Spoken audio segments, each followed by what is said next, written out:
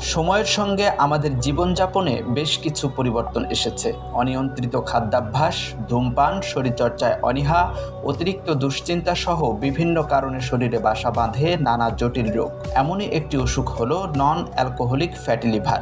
আজকাল কম বয়সীদের মধ্যেও এই রোগে আক্রান্তের সংখ্যা বাড়ছে। অতিরিক্ত মদ্যপান ও কয়েকটি ওষুধের জন্য যকৃতে অবাঞ্ছিত মেদ জমে, যাকে বলা হয় অ্যালকোহলিক ফ্যাটি লিভার। কিন্তু যখন এই দুই কারণ ছাড়াই ফ্যাটি লিভারের লক্ষণ দেখা দেয়, তখন সেই রোগকে বলা হয় নন অ্যালকোহলিক ফ্যাটি লিভার। বেশিরভাগ মানুষের ধারণা মদ্যপান করলেই শুধু ফ্যাটি লিভার হয়। চিকিৎসকরা জানাচ্ছেন এই ধারণা একেবারেই সত্য নয়।